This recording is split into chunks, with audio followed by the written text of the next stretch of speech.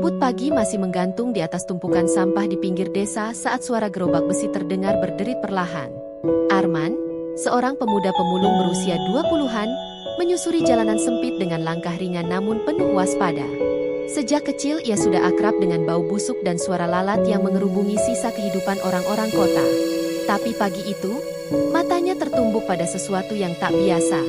Di antara plastik dan kardus, tergeletak sesosok tubuh perempuan seperti boneka manekin yang biasa ia lihat di etalase toko pakaian. Rambut panjangnya kusut, kulitnya pucat, dan tubuhnya tak bergerak. Arman mendekat, mengira itu hanya boneka, tapi hatinya terlonjak saat melihat dada perempuan itu naik turun pelan. Ia masih hidup. Dalam sekejap, naluri kemanusiaannya bangkit. Dengan hati-hati, ia mengangkat tubuh itu, membungkusnya dengan jaket lusuh yang ia kenakan, lalu membaringkannya di atas gerobaknya. Ada yang aneh, cantik sekali untuk dibuang begitu saja. Arman mendorong gerobaknya lebih cepat dari biasanya. Ia merasa tak bisa membiarkan perempuan itu lama-lama berada dalam dingin dan kotor. Sampai di gubuk kecilnya di tepi desa, ia membersihkan tubuh perempuan itu sebisanya dengan air dari ember dan kain bersih yang tersisa. Wajah perempuan itu tampak seperti tidur lelap. Tapi matanya yang berkedut dan napasnya yang tak beraturan menunjukkan bahwa tubuhnya sedang berjuang. Arman menyelimuti tubuh itu dengan sarung tebal miliknya, lalu duduk memandangi wajahnya. Tak masuk akal. Seorang perempuan muda, dengan wajah secantik itu, dibuang di antara sampah. Ia bertanya-tanya dalam hati, siapa dia? Dari mana asalnya? Apa yang telah dia alami hingga bisa tergeletak di tempat sehina itu? Meski hatinya penuh tanya, Arman tahu satu hal, ia harus melindunginya. Bukan karena wajahnya yang cantik, tapi karena ia adalah manusia. Dan manusia tak pantas dibuang seperti sampah. 3 hari berlalu, perempuan itu masih belum siuman. Namun Arman sabar merawatnya. Ia merebus air, membersihkan luka-luka kecil di tubuhnya, dan setiap malam tidur di lantai agar perempuan itu bisa beristirahat di dipan satu-satunya. Ia menolak membawa perempuan itu ke kantor desa karena khawatir malah akan dijadikan bahan gunjingan atau bahkan dijual oleh orang-orang yang tak punya hati. Arman hanya ingin menyelamatkan seseorang tanpa pamrih. Pada hari keempat, saat matahari mulai naik tinggi, perempuan itu akhirnya membuka matanya. Tatapannya kosong, namun jernih. Ia terlihat ketakutan, bingung, tapi tak menjerit. Arman duduk jauh darinya, tak ingin membuatnya merasa terancam. "Kamu aman di sini," katanya pelan. Perempuan itu hanya menatapnya. Air mata menetes diam-diam dari sudut matanya. Ia lalu memejamkan mata lagi, seakan merasa lega, seakan tahu bahwa ia akhirnya berada di tempat yang benar. Hari-hari berikutnya menjadi masa pemulihan bagi perempuan itu. Ia masih belum banyak bicara, tapi mulai mempercayai Arman. Ia makan makanan sederhana yang dimasak Arman, minum air hangat, dan sesekali duduk di beranda kecil, memandangi langit desa. Setelah seminggu, akhirnya ia berkata lirih, "Namaku Liana." Hanya itu, tapi cukup untuk membuat Arman tersenyum. Seiring waktu, Liana mulai bercerita. Ia diculik oleh pria kaya yang awalnya mengaku mencintainya, tapi kemudian menyiksanya dan memperlakukannya seperti barang. Setelah bosan, ia dibuang. Liana mengatakannya dengan suara gemetar, tapi Arman tak bertanya lebih. Ia hanya mendengarkan. "Kenapa kamu menyelamatkanku?" tanya Liana suatu malam. "Karena kamu manusia," jawab Arman singkat. Sejak itu, ada kedekatan tak kasat mata yang tumbuh di antara mereka. Dua jiwa yang rusak, mencoba sembuh dalam kehangatan yang sederhana. Desa mulai heboh. Warga melihat Liana di rumah Arman dan langsung menyimpulkan macam-macam. Banyak yang mengira ia wanita pelarian, bahkan ada yang menuduh Arman menyembunyikan pelacur. Tapi yang membuat gempar bukan hanya gosip itu. Semua orang terkejut melihat betapa cantiknya Liana. Wajahnya bersih, matanya bening, dan senyumnya membuat para lelaki desa tak bisa tidur. Para bujangan datang silih berganti ke rumah Arman, menawarkan bantuan, pekerjaan, bahkan lamaran. Tapi Liana menolak semuanya. Ia memilih tinggal bersama Arman, membantu mengumpulkan barang bekas, memasak, dan membersihkan gubuk. Kecantikan Liana yang bersahaja membuat banyak wanita desa iri, sementara para lelaki menjadi gelisah. Mereka bertanya-tanya, Apa yang Arman miliki hingga perempuan secantik itu mau hidup bersamanya? Kecemburuan pun mulai menjalar, dan Arman menyadari, desanya tak lagi aman bagi mereka berdua. Kabar tentang Arman dan Liana menyebar cepat, bahkan sampai ke desa tetangga. Di warung kopi, di sawah, hingga pos ronda, nama mereka dibicarakan. Beberapa lelaki muda terang-terangan merasa tak terima, merasa kalah oleh pemulung miskin. Ada yang mulai menyebarkan fitnah bahwa Liana adalah simpanan orang kota yang kabur, atau bahwa Arman memakai pesugihan untuk menjerat perempuan secantik itu. Namun di balik kecemburuan itu, tersimpan hasrat untuk merebut Liana dari pelukan Arman. Suatu malam, seseorang melempar batu ke atap rumah mereka. Lain waktu, pintu gubuk dicoret dengan cat merah bertuliskan, "Pergi." Arman tetap diam, tak melawan. Ia tahu ini bukan hanya soal cinta, tapi harga diri. Liana memohon agar mereka pergi saja, tapi Arman berkata, "Kita belum salah apa-apa. Jangan takut." Meski demikian, malam demi malam, mereka mulai tidur dengan gelisah. Dunia luar tak lagi memberi rasa aman, dan Arman mulai mempertimbangkan kemungkinan terburuk, meninggalkan desa yang selama ini jadi rumahnya. Suatu pagi, ketika Arman baru kembali dari pasar barang rongsok, ia melihat dua lelaki tak dikenal berdiri di depan gubuknya. Keduanya tampak kekar dan berwajah seram. Salah satu dari mereka meludah ke tanah sambil menatap Liana yang sedang menyapu halaman. "Cantik juga ya. Sayang kalau cuma buat pemulung," kata salah satunya. Arman maju, berdiri di antara mereka dan Liana. "Ada perlu apa?" tanyanya tegas. Lelaki itu tertawa, "Cuma mau lihat-lihat. Barang bagus jangan disimpan sendiri." Kata-kata itu menusuk harga diri Arman. Tapi ia tahu, melawan dengan kekerasan hanya akan memperburuk keadaan. Setelah mereka pergi, Liana menangis, tubuhnya gemetar. "Aku takut, men," katanya lirih. Arman memeluknya. "Aku juga. Tapi kita nggak boleh kalah. Kau bukan barang. Dan aku nggak akan biarkan siapapun memperlakukanmu seperti itu lagi." Sejak saat itu, Arman mulai membuat rencana. Ia sadar, cinta mereka tak akan bisa tumbuh dalam tanah yang penuh racun. Malam-malam berikutnya, Arman mulai menabung diam-diam. Setiap hari, hasil dari barang bekas yang dijualnya tak sepenuhnya dibelikan makanan. Sebagian disimpan dalam kaleng biskuit bekas yang ia sembunyikan di bawah lantai kayu. Ia juga mulai bertanya ke beberapa sopir truk yang biasa melintas, menanyakan kota terdekat yang bisa mereka tuju untuk memulai hidup baru. Liana tak tahu rencana ini sampai suatu malam Arman menunjukkannya. "Kita harus pergi. Aku nggak bisa jamin mereka nggak akan menyakitimu." Liana menatapnya lama, lalu mengangguk. "Kapan?" tanyanya. "Segera. Kita naik truk malam. Aku sudah bicara sama supirnya. Mereka mau bantu." Dalam hati, Liana sedih harus meninggalkan tempat itu. Tapi ia tahu, cinta bukan tentang tempat tinggal, tapi tentang bertahan bersama. Malam itu, mereka tidur berdekapan, tanpa kata-kata. Hanya detak jantung yang saling menguatkan, dalam keheningan yang penuh ketegangan dan harapan baru. Hari keberangkatan datang tanpa aba-aba. Saat senja meredup dan desa mulai sunyi, Arman dan Liana berjalan menyusuri jalan setapak di belakang rumah, membawa satu tas kain berisi baju dan sedikit makanan. Gerobak tua Arman ditinggalkan begitu saja. Mereka berjalan tanpa suara, seolah menghindari hembusan angin yang bisa mengungkap rencana pelarian mereka. Di pinggir jalan, sebuah truk tua berwarna biru sudah menunggu. Sopirnya, Pak Raji, memberi anggukan singkat. "Cepat naik. Kita jalan sebelum orang-orang sadar." Arman membantu Liana naik ke bak truk. Lalu ia ikut naik dan menutup tirai plastik di belakang. Truk melaju pelan, meninggalkan desa yang selama ini menjadi saksi suka dan duka mereka. Dari celah kecil tirai, Liana menatap ke belakang. Gubuk mereka makin lama makin kecil, lalu menghilang. Ia menggenggam tangan Arman erat-erat, dan untuk pertama kalinya sejak ditemukan di tumpukan sampah, ia tersenyum penuh harapan. Perjalanan malam itu dingin dan panjang.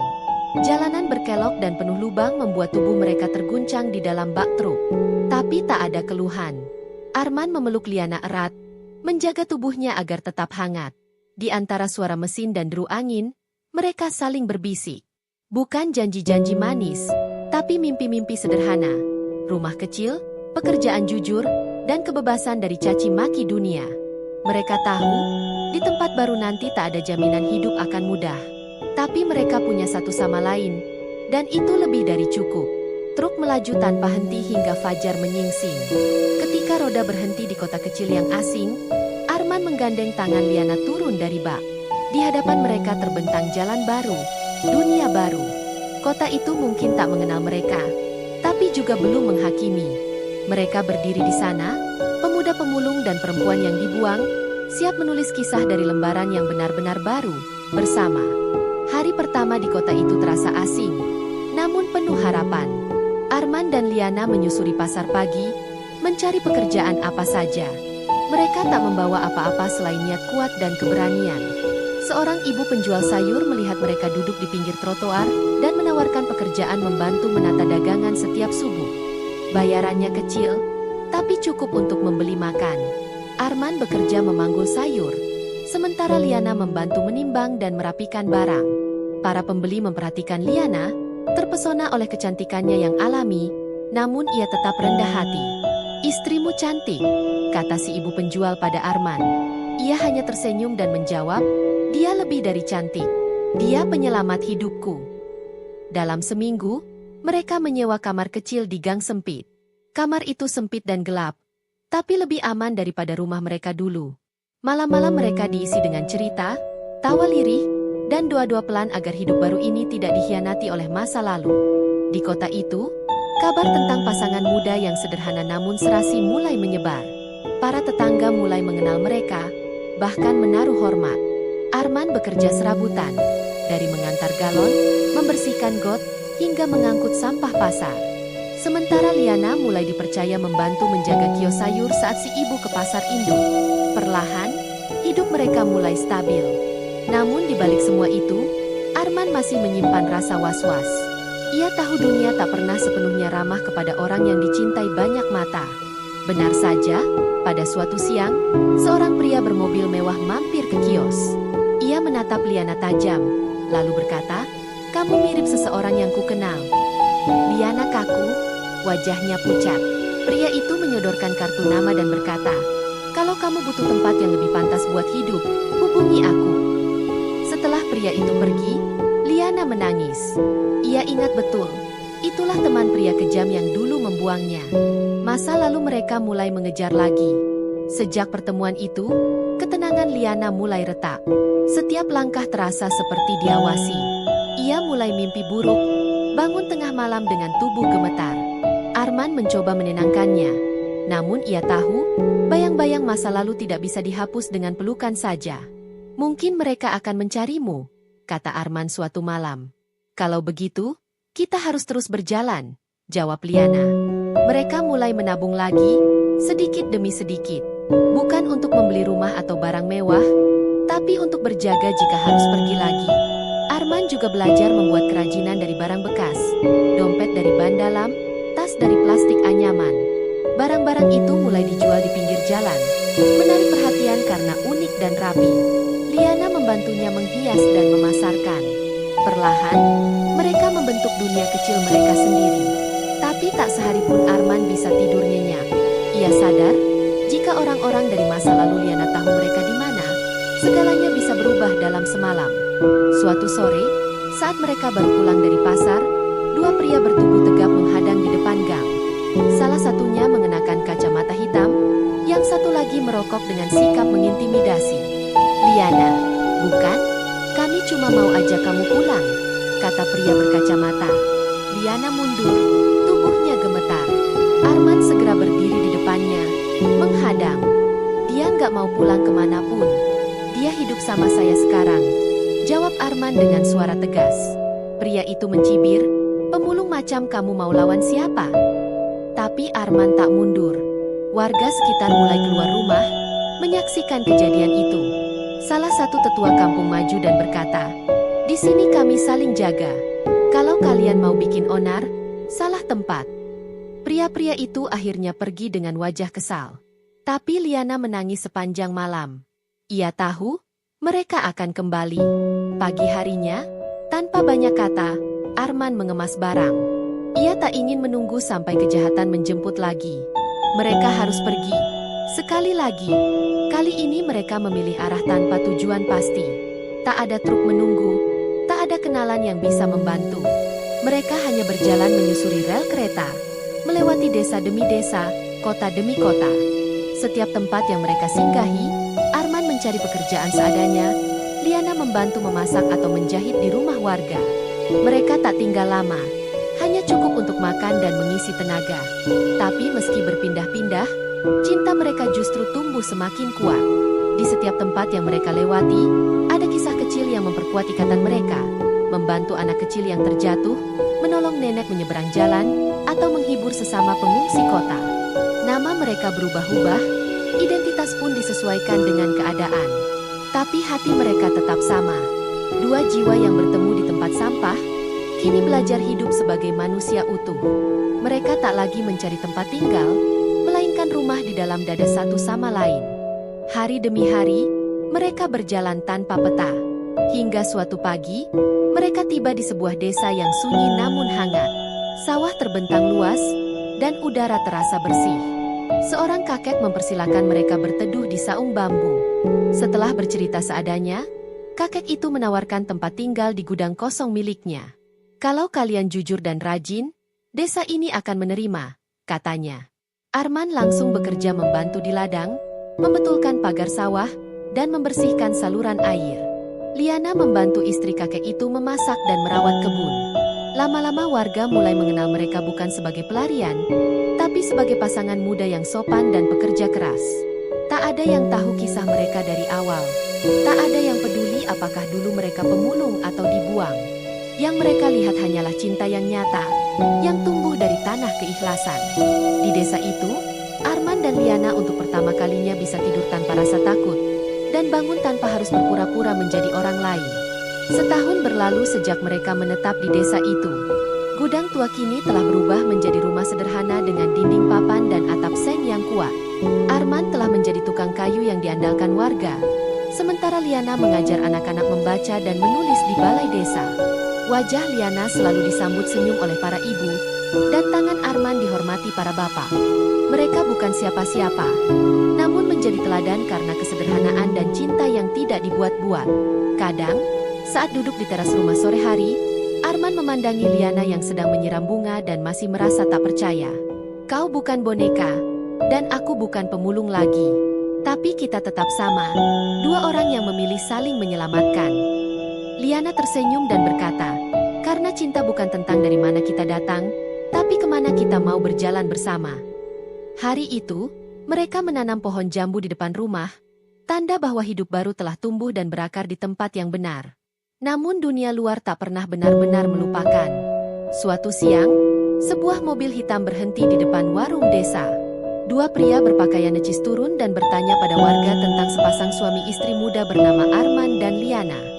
Kebetulan Liana sedang mengantar sayur ke balai desa, dan Arman memperbaiki kursi di rumah kepala dusun. Seorang bocah melihat mobil itu dan segera berlari memberitahu mereka.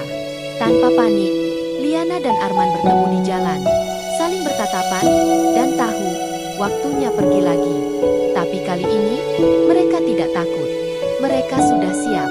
Mereka pamit baik-baik pada warga, menjelaskan bahwa ada urusan keluarga yang harus diselesaikan. Kepala dusun memeluk mereka dan berpesan, dimanapun kalian tinggal, tetap jadi orang baik. Air mata tumpah, tapi tak ada tangis. Mereka pergi dengan kepala tegak, bukan sebagai buronan, tapi sebagai pelintas yang menyemai kebaikan dimanapun kaki mereka berpijak. Kali ini mereka pergi ke arah timur, melewati hutan-hutan kecil dan sungai dangkal, menuju daerah yang belum pernah mereka dengar namanya. Di punggung Arman tergantung ransel berisi pakaian, dan di tangan Liana tergenggam erat buku catatan kecil berisi puisi dan harapan. Di setiap tempat mereka singgah, Liana mencatat, hari ini kami makan singkong dan minum air sumur. Hari ini kami mengajar anak-anak menyanyi. Hari ini kami tertawa di bawah hujan. Catatan itu bukan untuk dikenang, tapi untuk mengingat bahwa hidup tidak selalu mudah, namun selalu bisa dijalani bersama. Mereka tak lagi takut pindah-pindah, karena kemanapun mereka pergi, asal ada cinta, itu cukup menjadi rumah. Mereka telah menerima bahwa hidup mereka tak biasa, tapi justru dalam ketakbiasaannya itulah mereka menemukan arti cinta yang sesungguhnya. bukan tentang memiliki, tapi tentang saling melindungi meski dunia mencoba memisahkan. 3 tahun sejak pertama kali bertemu di tumpukan sampah, Arman dan Liana kini tinggal di sebuah lereng bukit yang jauh dari hiruk-pikuk kota dan desa. Mereka membangun rumah mungil dari bambu dan batu alam, hidup mandiri dengan menanam sayur dan beternak ayam. Tidak ada yang tahu siapa mereka sebenarnya. Tidak ada yang bertanya. Di pagi hari, kabut turun perlahan menyelimuti ladang mereka, dan di sore hari, burung-burung kecil hinggap di jendela rumah. Mereka hidup dalam sunyi yang damai. Di satu dinding rumah, Liana menempelkan foto gerobak sampah, simbol dari titik awal kisah mereka. Kita pernah dibuang, tapi tidak hilang, katanya. Arman mencium keningnya dan menjawab, karena kau bukan boneka, kau adalah hidupku. Kisah mereka tak tercatat di buku sejarah atau berita besar, tapi mereka tahu, di dunia ini, tak ada cinta yang sia-sia. Bahkan cinta yang lahir dari tumpukan sampah bisa menjadi cinta paling murni di bumi.